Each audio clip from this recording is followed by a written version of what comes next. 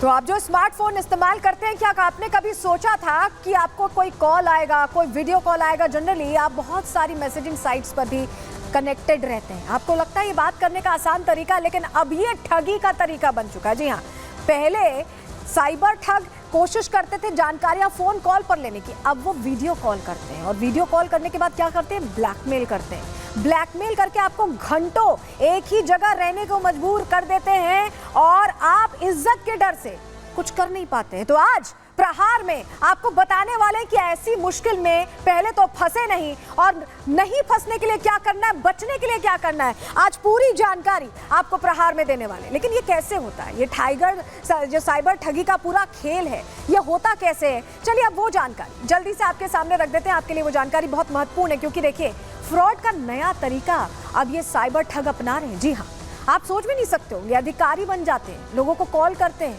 उसी तरह का ड्रेसअप भी होता है। आप सोचिए, आपको लगेगा कि बिल्कुल सही इंसान है ये अधिकारी है, वाकई में इसका पहनावा ओढ़ावा ऐसा है। ठगी के दौरान झूठा आरोप लगाकर डराते हैं, धमकाते हैं। ब्लैकमेलिंग का दौर शुरू हो गया है।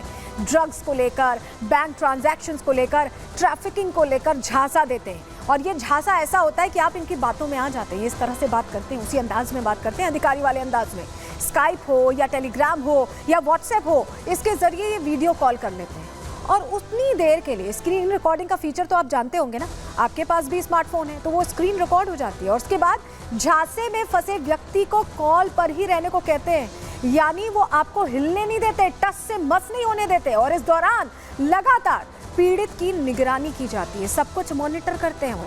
गिरफ्तारी से बचने के लिए पीड़ित से पैसों की डिमांड की जाती है, पैसे मांगे जाते हैं, और कई बार लोग खुद की इज्जत बचाने के लिए, जग हसाई से बचने के लिए, फजीहत से बचने के लिए पैसे भेज देते हैं। और ये सिलसिला अब बहुत आम होता दिखाई दे रहा है। ये मामले बार बार अब सामने आ रहे हैं और बता रहे हैं कि ये मामले कितनी तेजी से बढ़ रहे हैं। आपको हम बताएं खुद को कैसे ये सच्चा महसूस कराते हैं। देखिए, कई बार पुलिस अधिकारी बन जाएंगे, कई बार ये आईएएस ऑफिसर बन जाएंगे, कुछ भी बन सकते हैं। कुछ भी बनकर आपको अपने ओहदे का एहसास कराते हैं, आपके अंदर किस तरह से डर बैठा पाएं इसकी कोशिश करती है, इसका जाल कैसे ये बिछाते हैं। चलिए आपके सामने अब वो जानकारी जल्दी से रख देते हैं, क्योंकि ये जाल बहुत तेजी से बिछाते हैं। ठगी को असली दिखाने के लिए बहुत बड़ा सेटअप करना पड़ता है। पहले तो फेक ऑफिस सेटअप ये करते हैं, बैकग्राउंड में पुलिस स्टेशन या सरकारी ऑफिस होता है। आप यहाँ देख रहे हैं बहुत सारी वर्दियां पड़ी हुई हैं, पुलिस अधिकारियों की वर्दियां, डॉक्टर्स की वर्दियां, इसी तरह का सेटअप होता है इनका। स्पेशल इफेक्ट्स की ये मदद लेते हैं ठग। जी हाँ, अपना बैकग्राउंड चेंज कर देंगे, पुलिस अधिकारी की वर्दी पहन के बैठ जाएंगे। आप तो मानेंगे ना कि पुलिस अधिकारी कॉल कर रहा है, वीडियो कॉल अगर कोई कर रहा है पुलिस की वर्दी पहने हो, आप तो यही समझेंगे।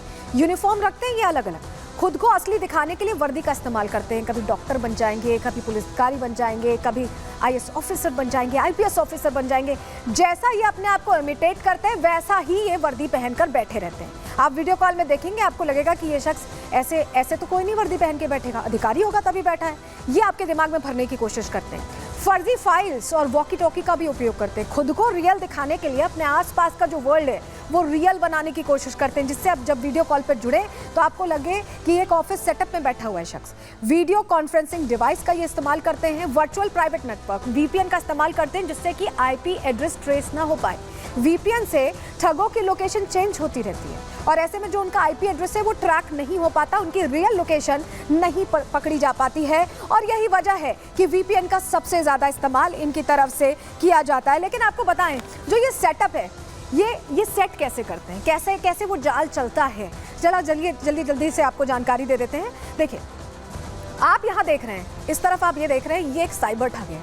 ये क्या कर रहा है? पहले डेटा खंगाल रहा है, कौन से लोग निशाने पर हो सकते हैं उनकी जानकारियां खंगाल रहा है। और जब जानकारी मिल जाती है, क्योंकि आजकल हर जानकारी, हर फोन नंबर, हर डिटेल आजकल अवेलेबल होती है, आपको पता नहीं कितने एन नंबर ऑफ कॉल्स आते होंगे आपके फ़ोन पर कि आप ये शेयर प्राइस खरीद लीजिए, आप ये कर लीजिए, इसमें इन्वेस्ट कर लीजिए। वैसे ही नंबर मिल जाते हैं इनको, नंबर मिले और उसके बाद नंबर जब मिल जाता है तो ये पूरी जानकारी निकालते हैं। उसके बाद क्या करते हैं? कॉल करते हैं। इधर आप देख रहे हैं, ये कॉल किया जा रहा है आम लोगों को, जिनको ये फंसाना चाहते हैं अपने जाल में, जिनको ये ट्रैप करना चाहते हैं। और उसके बाद क्या करते हैं?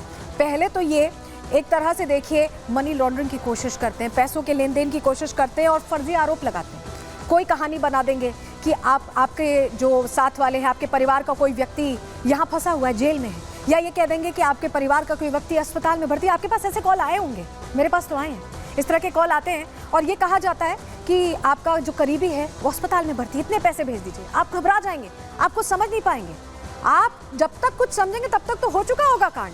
आप सोचिए, उसके बाद आप क्या करेंगे? आप पैसे देने को तैयार हो जाएंगे और पैसों की डिमांड ये करने लग जाएंगे। उसके बाद आप पैसे दे देंगे और ये देख रहे हैं जो पैसों का ट्रांजैक्शन हो रहा है, ऐसे ही आपके खाते से पैसे निकलकर उसके पास पहुंच जाएंगे और उसके बाद आप उसे ट्रेस नहीं कर पाएंगे। ये वो जाल है जो ये फैलाते हैं, लेकिन किन किन बातों में फंसाते हैं आपको ये भी हम आज बता दे रहे हैं। ध्यान से सुनिएगा, अगली बार कोई आपको इन बातों में फंसाए तो आपको समझ में आएगा। चलिए जानकारी आपके सामने रख रहे हैं, किन किन बातों में फंसाते हैं।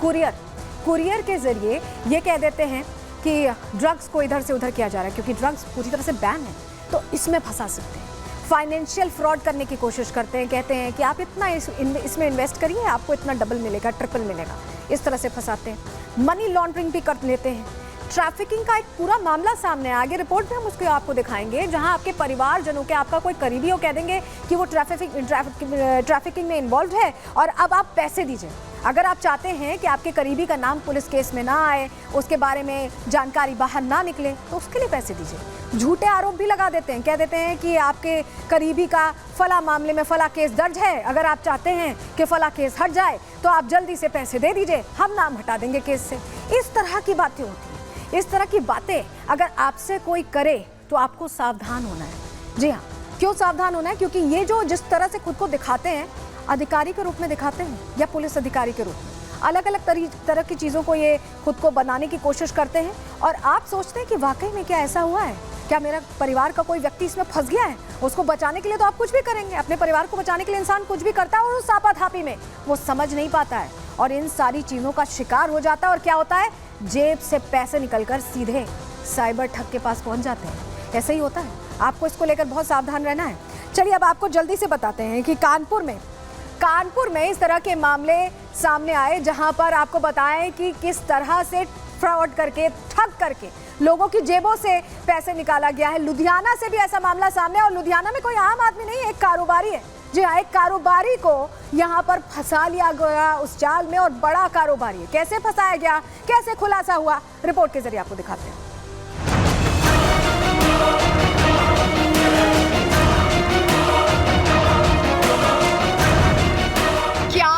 क्या खास, सब पर ठगों की निगाह। डिजिटल अरेस्ट बना ठगी का नया तरीका। धीरे धीरे डिजिटल अरेस्ट करने वाले ठगों के हौसले इतने बुलंद होते जा रहे हैं कि आम तो आम, अब कारोबारी भी उनके निशाने पर हैं। न कानून का डर, न पुलिस का खौफ, लगातार ऐसी घटनाओं को अंजाम दिया जा रहा है। और अब जो मामला सामने आया है वो तो और हैरान कर देने वाला है। दरअसल पंजाब के लुधियाना में साइबर ठगों ने वर्धमान ग्रुप के चेयरमैन एसपी ओसवाल को डिजिटल अरेस्ट करके करोड़ों उड़ा दिए।